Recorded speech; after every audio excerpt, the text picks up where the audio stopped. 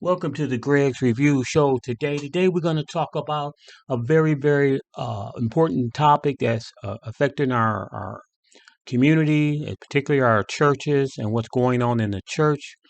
We need to expose these pastors that are living double lives. So please help support us through Cash App. That's GRC $mantrap. $1.50. Any donation will be greatly appreciated. Thumbs up, like and share this video. We're going to go ahead and get this video cranked up, and I'll be back to talk about this video. Here we go, family. Let's do it. Was a place where tradition and faith intertwined, and nowhere was this more evident than in the Belhaven neighborhood.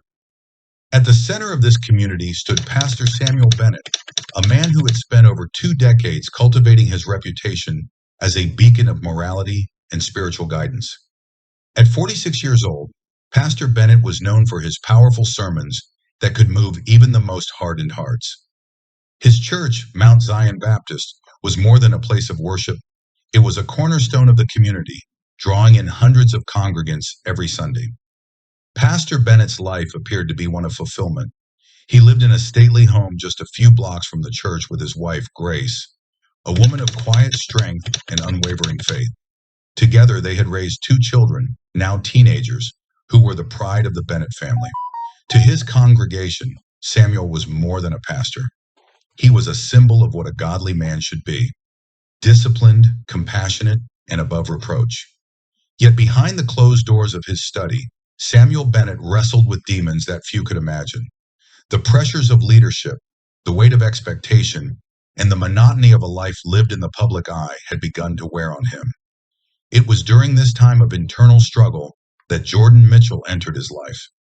Jordan was a 23-year-old college student who had recently moved to Jackson to attend a nearby university. Handsome, charismatic, and full of life, Jordan was immediately noticed by many in the congregation, including Pastor Bennett. He started attending Mount Zion Baptist regularly, quickly becoming involved in various church activities. He was eager to learn, often staying after services to speak with Pastor Bennett about the day's sermon or seek advice on personal matters. Here in Michigan, we have an important election for president and for U.S. Senate. This election will decide the future of our democracy. What began as routine pastoral care soon evolved into something more. Samuel found himself drawn to Jordan in ways that he struggled to understand, let alone accept. Jordan, for his part, admired Samuel's wisdom and authority, but he also sensed something more beneath the pastor's carefully controlled exterior. Their meetings became more frequent, often extending late into the evening, long after the rest of the church had emptied. During these sessions, a bond formed that went beyond the usual pastor-parishioner relationship. Samuel began to confide in Jordan, sharing thoughts and feelings he had never expressed to anyone, not even his wife. Jordan, in turn, revealed his own struggles, his uncertainty about his future, his complicated relationships, and his deep need for acceptance. As the weeks passed, the nature of their relationship shifted imperceptibly, but undeniably. There were lingering touches, glances that lasted a moment too long, and a growing tension that neither could ignore. The lines between spiritual guidance and personal desire began to blur, and both men found themselves caught in a web of forbidden emotions. Pastor Bennett was acutely aware of the danger. He knew that what was developing between him and Jordan was not just morally wrong, but could also destroy everything he had worked so hard to build. Yet the allure of the forbidden was too powerful to resist. In Jordan, he saw a chance to escape the confines of his life, to experience a passion that had long been absent from his marriage. By the end of the summer, what had started as innocent mentorship had grown into a full-fledged emotional and physical affair. The 2 men met in secret, hiding their relationship from the prying eyes of the community, and most importantly, from Grace. Every meeting was fraught with tension and excitement, a dangerous dance on the edge of ruin. Pastor Bennett knew that he was playing with fire, but he convinced himself that he could control the situation, that he could have both his public life and his private desires. He didn't realize that the seeds of his downfall had already been sown, and that it was only a matter of time before everything came crashing down around him. By the fall of 2013, the affair between Pastors Samuel Bennett and Jordan Mitchell had deepened into a dangerous and intoxicating secret. Their relationship, forged in the shadows, was a stark contrast to the pastor's public life, where he continued to present himself as a paragon of virtue. The thrill of the forbidden only heightened their passion, but it also magnified the risks they were taking. The affair was conducted with meticulous care, as both men understood the catastrophic consequences of discovery. They often met late at night in secluded spots around Jackson, Mississippi, places where they were unlikely to be recognized. One of their frequent rendezvous points was a quiet park on the outskirts of the city, where they would sit in Samuel's car, talking in hushed tones, their hands occasionally brushing, sending electric jolts through both of them. These moments were a blend of anxiety and desire, each encounter a calculated risk that both thrilled and terrified them. Samuel was acutely aware of the duplicity in his life. By day, he stood in the pulpit, delivering sermons on morality, faithfulness, and the dangers of temptation. By night, he succumbed to those very temptations, unable to resist the pull he felt towards Jordan. The contradiction gnawed at him, but the passion he felt in Jordan's presence was something he hadn't experienced in years. It was an escape from the pressures of his public life, a release from the expectations that had been placed upon him as a spiritual leader. Their affair wasn't just about physical attraction, it was a complex web of emotions. Samuel found in Jordan a confidant, someone with whom he could share his doubts and fears, someone who didn't see him as the untouchable figure he was to his congregation. Jordan, on the other hand, was drawn to the power and authority that Samuel embodied. Being involved with such a prominent figure made him feel important, even invincible. But as their relationship deepened, so did Jordan's feelings of resentment. He couldn't shake the sense that he was being used, that Samuel's interest in him was purely self-serving, a way for the pastor to satisfy his own desires while maintaining his carefully crafted image. Despite the growing tension, neither man was willing to end the affair. Samuel feared the emptiness that would return if he severed ties with Jordan, while Jordan enjoyed the status and influence that came with being close to such a powerful figure. Their meetings continued, each one more fraught with danger as the affair became harder to conceal. As winter approached, the pressure on Samuel began to mount. The weight of his double life was becoming unbearable, and the constant fear of exposure gnawed at him. He knew that if their secret were to come out, it would destroy not only his career, but his family and reputation as well. Yet the very thought of giving up Jordan was equally unbearable.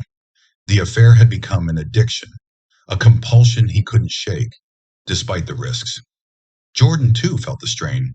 The initial excitement of their relationship had begun to wear thin, replaced by a growing bitterness. He felt trapped in a situation where he held little power, dependent on the whims of a man who preached virtue by day and succumbed to vice by night. The imbalance of their relationship became more apparent with each passing day, and Jordan's resentment simmered just below the surface, threatening to erupt. Their secret affair was spiraling out of control, with both men aware that they were playing with fire. The line between love and manipulation blurred, and the stakes grew higher with each clandestine meeting. As the days grew shorter and the nights colder, Samuel and Jordan found themselves on the precipice of a disaster that neither of them could fully comprehend. The affair that had begun as a thrilling escape now loomed as a potential catastrophe, one that could bring their entire world crashing down around them. In early 2014, the carefully concealed affair between Pastor Samuel Bennett and Jordan Mitchell took a perilous turn when an anonymous tip arrived on the desk of Deacon Harold Thompson, one of the most trusted leaders at the Greater Faith Baptist Church. The note, typed and unsigned, was brief but damning. Your pastor is not the man you think he is. He's involved in a relationship that will destroy this church if the truth comes out. Initially, Deacon Thompson dismissed the tip as a baseless rumor. Pastor Bennett had been a guiding force in the church for years, and the idea that he could be involved in something scandalous seemed preposterous. However, the unsettling nature of the accusation lingered in his mind, and Thompson, a man known for his meticulous nature, felt compelled to look into it further. Thompson began his investigation quietly, careful not to arouse suspicion. He started by reviewing phone records that he had discreetly obtained through a contact in the local phone company. What he found shocked him. There were numerous late-night calls between Pastor Bennett and a number registered to Jordan Mitchell, a young man who had recently joined the congregation. The frequency and timing of the calls raised red flags, as they often occurred well after midnight, long after any church-related business would have been conducted. Worried, but still not completely convinced, Thompson decided to dig deeper. He began to observe the pastor more closely, noting his comings and goings. Thompson's worst fears were soon confirmed. One evening, Thompson followed him unnoticed and was stunned to see the pastor meeting Jordan Mitchell in a secluded parking lot away from the church.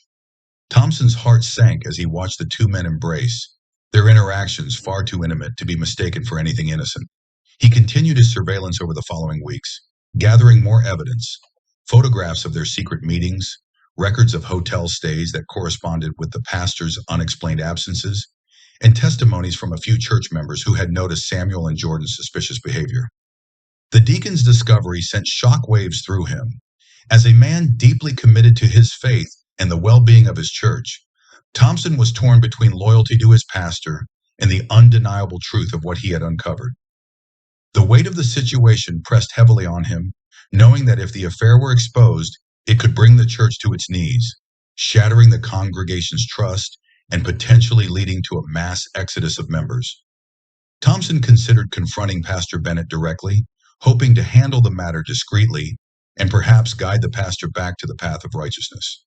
But as he wrestled with his conscience, the rumor mill within the church began to churn. Whispers of the pastor's inappropriate behavior started circulating among the church leaders, fueled by the subtle changes in Pastor Bennett's demeanor and the increasing distance between him and his wife, who had also begun to sense that something was amiss. The situation grew more precarious with each passing day. The deacon knew that he couldn't keep the truth hidden forever, but he also feared the repercussions of exposing such a scandal. The reputation of Greater Faith Baptist Church, built over decades, was now on the brink of collapse.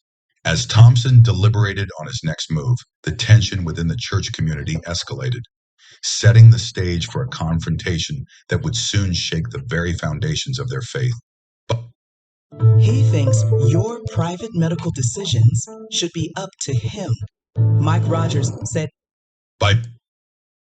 As the prime suspect in Jordan's disappearance, Detective Morgan knew she needed more than just circumstantial evidence to make an arrest, so she pushed harder, re-interviewing witnesses and scouring the pastor's digital footprint. In the course of her investigation, she uncovered more text messages, this time from a secondary phone that Jordan had used to communicate with the pastor.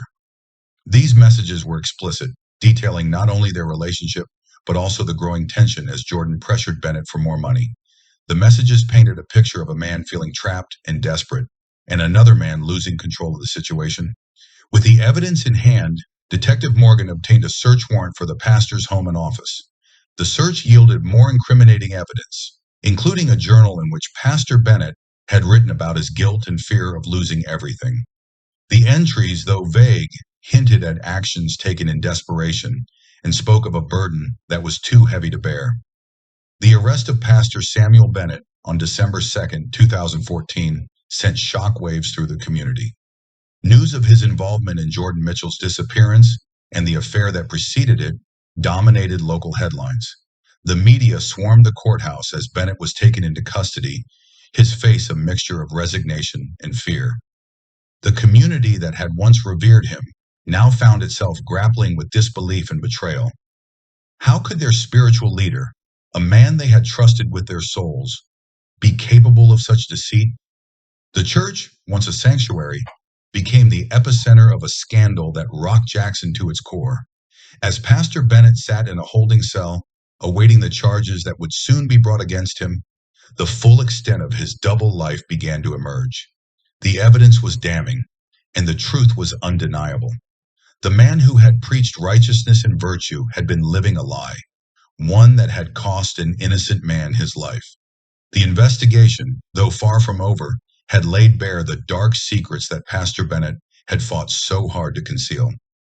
Now, with the weight of the law pressing down on him, the pastor would have to face the consequences of his actions in a court of law, with the eyes of the entire community watching. The trial of Pastor Samuel Bennett began on February 16th, 2015, in the Hinds County Courthouse in Jackson, Mississippi. The case had drawn national attention, with media outlets from across the country descending on the small southern city to cover the proceedings. The courtroom was packed with spectators, including members of Bennett's congregation, curious onlookers, and journalists eager to report every detail of the case. The trial was poised to be one of the most sensational in Mississippi's recent history, given the high-profile nature of the defendant and the shocking allegations against him. The prosecution, led by District Attorney Karen Jackson, presented a meticulously detailed case against Pastor Bennett. Jackson, known for her no-nonsense approach and sharp legal mind, outlined the evidence in her opening statement, describing the affair between Bennett and Jordan Mitchell as the catalyst for a chain of events that culminated in murder. The prosecution argued that Bennett, a man of God who was supposed to uphold moral integrity, had instead been living a double life, driven by lust, fear, and ultimately desperation. The evidence was overwhelming. Prosecutors presented text messages between Bennett and Jordan, financial records showing the payments made to Jordan, and testimonies from church members who had noticed the secretive behavior. The most damning piece of evidence was a journal found in Bennett's office, where he had written about his fears of exposure and the lengths he would go to protect his reputation. The prosecution called a series of witnesses, including Jordan's family, who spoke of their anguish and the sudden change in Jordan's behavior after he became involved with Bennett. Key testimony came from Detective Lisa Morgan, the lead investigator in the case. She walked the jury through the timeline of events leading up to Jordan's disappearance, the discovery of the financial transactions, and the subsequent arrest of Pastor Bennett.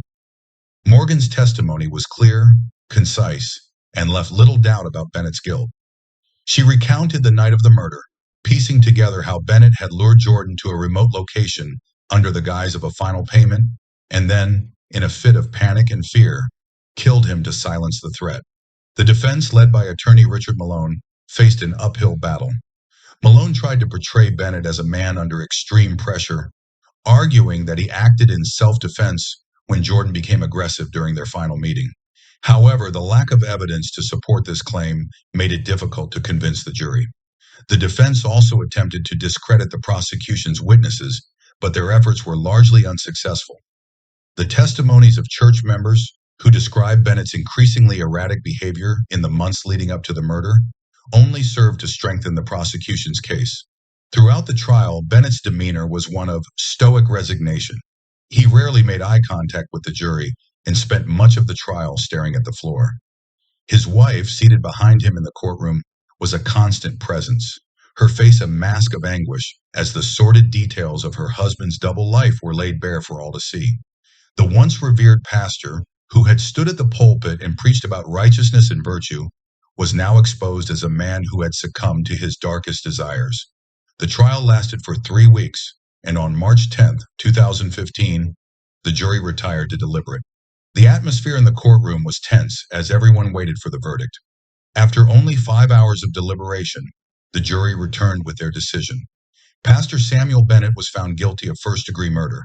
The verdict was met with a collective gasp from the spectators, followed by silence as the weight of the decision sank in. Bennett showed little reaction as the verdict was read, his expression blank. However, his wife broke down in tears, her sobs echoing in the otherwise silent courtroom. The judge, recognizing the gravity of the crime, sentenced Bennett to life in prison without the possibility of parole. The sentence ensured that the once revered pastor would spend the rest of his life behind bars, paying for the life he had taken and the trust he had shattered. The aftermath of the trial left the community reeling. The church that Bennett had led was fractured, with many members leaving in the wake of the scandal. The congregation was left to pick up the pieces, their faith in their leader, and in some cases their faith in God, deeply shaken. The story of Pastor Bennett became a cautionary tale, a grim reminder of how power, secrecy, and unchecked desire could lead to the most tragic of downfalls. Fair use on this video.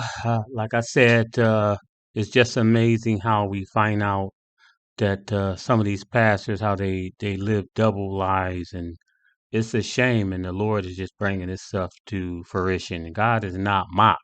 Whatsoever man soweth, that shall he reap. And so I just thought I'll bring this video. Thumbs up, like and share this video. If someone needs to hear this video, please help support us through Cash App. That's GRC $mantrap. Any donation, 50 cents, a dollar, any donation will be greatly appreciated. And thank you for tuning in to the Greg's Review Show. And if the Lord say the same, I'll definitely be back here next week with a wonderful, wonderful topic. Bye bye.